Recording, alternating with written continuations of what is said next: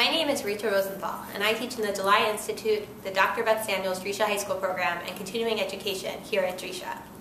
This week's parasha is Vayechi, which marks the end of Sefer Bereshit, and also an important transitional moment in the growth and expansion of the Jewish people. Although the word Vayechi means "and he lived," this story is really about the deaths of Yaakov and Yosef, and the transition of Bnei Israel from a family into a people. I want to take a few minutes now to look specifically at the stories of those deaths and consider what they might have to teach us about the eternal nature of certain core Jewish values. Specifically, I want to consider what it means to honor someone after they're gone, and how Jewish tradition views the act of caring for the dead. In this week's parsha, as Yaakov lays dying, he asks Yosef to make sure that he is buried in Canaan and not in Mitzrayim. In Bereshit Rabbah on Vayechi, he says to Yosef, "Im ta'aseh li chesed le'achar mitati hu chesed shel emet el na tikreveni b'Mitzrayim." If you will do an act of kindness for me after my death, it will be a true act of kindness, a chesed shel emet. Do not bury me in Mitzrayim. And as we find in Bereshit, after Yaakov dies, Vayasu banav lo kein ka'asher tzivam. And thus his sons did for him as he had instructed them.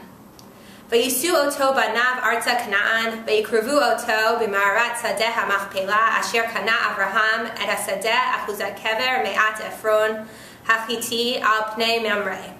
His sons carried him to the land of Canaan and buried him in the cave of Machpelah, in the field of Machpelah, the field near Mamre, which Avraham had bought as a burial site from Ephron the Hittite.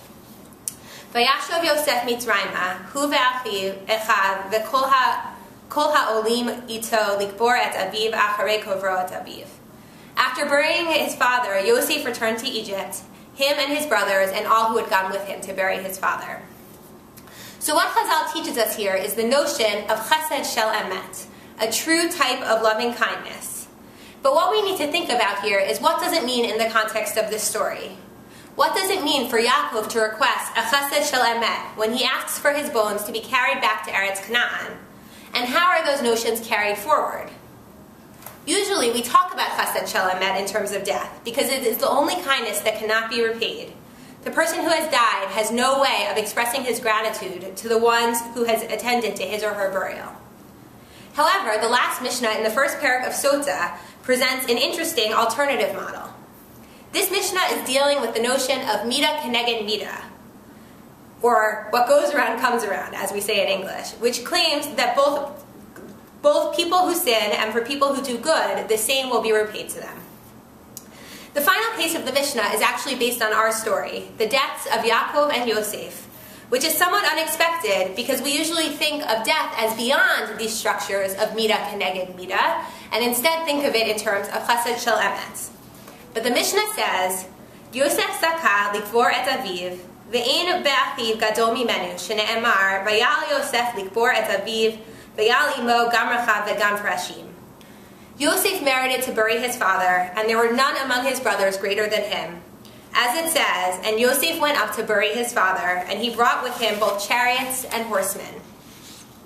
Mi lanu gadol me Yosef, shelo nitasek bo ela Moshe.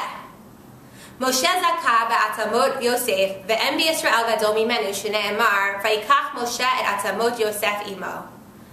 Who was greater than Yosef, who had none other than Moshe to attend to him? Moshe merited the bones of Yosef, and there was nobody in Israel greater than him, as it says, and Moshe took Yosef's bones with him. Mi gadol Moshe, shelo nitasek bo ela hamakom, shene'emar, vayikbor oto bageh lo al bageh. Who is greater than Moshe, who had none other than God to attend to him, as it said, and he buried him in the valley? Lo al Moshe bilvad amru, ela al kol tzadikim shene'emar, vehalach lefanecha tzidkecha, kavod Hashem yaspecha. And this is not only said about Moshe, but about all of the righteous, as it says, and your righteousness shall go before you, and the holiness of Hashem will gather you in. What's interesting here is the notion of chesed shel emet is totally absent, and instead attending to the dead is seen as an opportunity of sorts, granted to the righteous because of their merit. In fact, the act of showing respect to the dead is paid back in turn on an even greater scale, even if the person who died is not aware that that honor is being paid to him. So it's important for us to think about how to balance these things. Chesed shel emet on one side, and midah keneged midah on the other. But I think that ultimately the two need not be contradictory.